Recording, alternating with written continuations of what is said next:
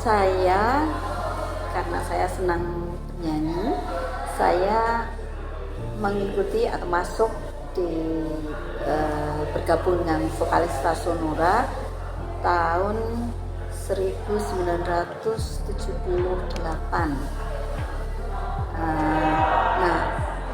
Masuk di vokalis Sonora, kemudian berkenalan dengan Pak Paul Widiawan dan tentu saja dengan Romo Prill. Waktu itu akan diadakan pentas opera Char und Zimmermann dan saya kebagian bernyanyi sebagai solis. Nah, waktu itu baca not balok saja tidak bisa, padahal teksnya itu semuanya pakai not balok. Kemudian Romo Prill mengatakan, tidak usah takut, tidak usah ragu-ragu, mari kita latihan. Dan Romo Prill menyediakan hari khusus dengan saya untuk berlatih. Dan saya mulai dari tidak bisa membaca not balok, kemudian diajarin Romo Prill, jadi Romo Prill mengiringi, kemudian saya menyanyi dengan sangat telaten dan sangat-sangat sabar melatih saya sehingga bisa baca not balok, kemudian bisa menyanyi dengan benar, kemudian karena pakai bahasa Jerman ya, dengan bahasa Jerman dengan benar. Nah, itu yang saya dapat banyak dari Romo Prill. Dari situ telaten, sungguh-sungguh telaten dan disiplin dan semangat. Kita latihan kira-kira hampir 1 tahun itu latihan untuk mempersiapkan opera Char und Zimmermann. Itu yang jadi mulai tahun 81 ya. Kemudian ada tur lagi tahun 84. Tahun 84 tur. Nah, saya juga ikut mendaftar. Dan ini sebetulnya peristiwa yang tidak enak, karena pada waktu itu saya mungkin dianggap bersalah dengan Pak Paul Widiawan. Kemudian saya dimarahin, kemudian saya mengatakan saya mengundurkan diri, saya tidak jadi ikut tur saja. Saya mengatakan seperti itu pada Pak Paul dan pada teman-teman. Kemudian karena pimpinannya Romo Prill, saya datang pada Romo Prill, kemudian saya mengatakan apa yang terjadi antara saya dengan Pak Paul, dan saya mengatakan, Romo, saya akan mengundurkan diri saja, tidak jadi ikut tur. Saya mengatakan seperti itu.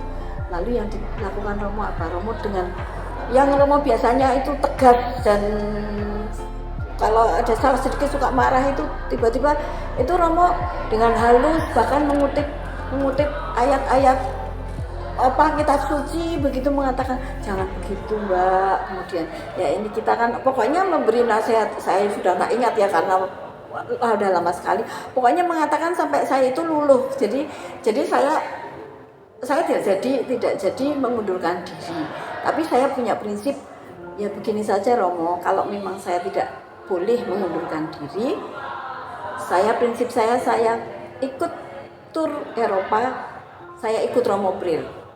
Jadi nanti masalah dengan Pak Paul kan jadi nggak enak karena ada masalah. Saya nggak tahu dengan Pak Paul bagaimana, tapi yang prinsip saya ikut Romo Prill. Kemudian Romo Prill mengatakan, iya begitu dengan sangat halus. Itu membuat hati saya itu jadi nyes begitu. Tahun 77 kursus dirigen dan saya ketemu yang namanya PML, Pusat Musik Liturgi. Nah, saya setahun itu kursus dirigen. Dari situ saya mulai bertemu yang namanya Bapak Paul Widiawan, Mas Wi, dan Romo Karl Edmund Prier, Romo Prier. Lalu saya mengenal yang namanya Vokalista Sonora. Saya tahun 89 diajak untuk lokakarya komposisi musik liturgi. Saya berkesempatan 2 kali. Pertama ke Atambua. Jadi sudah perjalanan kami bisa mengalami bersama Romo juga 100 tahun gereja Katolik di Sumba. Ada acara besar, saya bisa merasakan itu.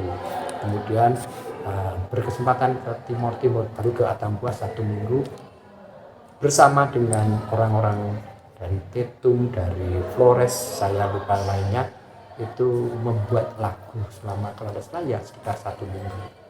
Kemudian yang kedua di Pematang Siantar, bertemu dengan orang-orang Toba, Karo, Dairi, kalau tidak salah ada orang Kalimantan juga di situ membuat lagu juga. Jadi bersama Romo Prier mengarahkan bagaimana membuat lagu yang baik, yang liturgis, yang sederhana. Saya pada saat jadi guru dirigen, itu Romo Prier dan Paul Widiawan itu memberi tambahan materi sehingga saya tidak hanya sekedar dari buku tapi langsung dari Romo Prier dan dari Paul Widiawan. Itu yang saya alami sampai sekarang.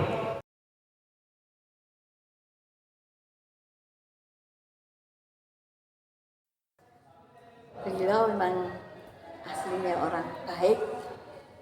Oh ya, satu lagi yang saya berkesan dengan Romo Prier waktu itu, saya dari gereja kemudian mengantar keponakannya Romo Prier pulang ke asrama Agam Bener, itu rumah Romo-Romo itu di situ. Saya mengantar di situ, kemudian bertemu dengan Romo Prier di situ dan saya diperbolehkan melihat kamar Romo Prier.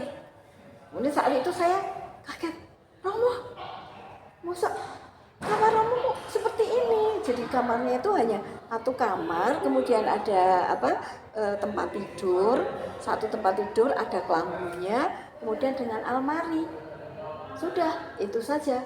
Padahal yang saya tahu Romo Prier itu di Weinheim kan dulu kan orang terkaya di Weinheim juga punya rumah, di sana disediain rumah, disediain mobil. Pokoknya keluarga terpandang di Weinheim itu, dan adik-adiknya juga seperti itu. Kok kemudian di situ saya lihat, Romo, kok ini kamar Romo? Iya, kamar Romo kok seperti ini? Nah, mau apa? Karena saya kan butuhnya hanya istirahat, tidur saja. Mau apa lagi? Tapi Romo organ juga nggak ada, piano juga nggak ada. Gimana Romo main musik? Ya saya kalau pengen main musik ya ke PML, begitu, sungguh sederhana. Kemudian pernah suatu kali saya mengatakan setelah kejadian luka di bacok itu kan, saya mengatakan, Romo sudah sembuh, Romo sudah aktif kembali. Terus Romo mengatakan, iya, kalau kamu tahu kalau besi itu kalau tidak pernah dipakai kan berkarat. Saya juga begitu, umur saya, bidan saya kalau tidak pernah saya pakai untuk berkarya nanti bisa berkarat, maka saya harus berkarya terus. Ternyata Romo Prier itu seperti yang disebut tadi workaholic, gila kerja. Saya mulai jam 7:04 itu briefing, lalu mulai kerja, lalu setengah 11 sampai sana itu istirahat sampai jam 11, lalu kerja lagi jam 2 belum pulang, briefing lagi ya, mengevaluasi apa yang sudah dikerjakan hari ini, apa yang menjadi hambatan dan lain-lainnya. Itu dari cara bekerja seperti itu. Sebenarnya pada saat bersama Romo Prier itu Romo Prier berharap saya bisa membantu di pusat musik liturgi. Saya mengatakan saya ekonomi manajemen Romo, lalu dia menyampaikan, manajemen itu tetap diperlukan di PML, kami butuh orang itu. Jadi, itu yang membuat saya itu kalau bertemu Romo Prier itu ya, karena saya merasa tanpa Romo Priyo dan juga tentunya tanpa Paul Widiawan saya tidak bisa seperti ini.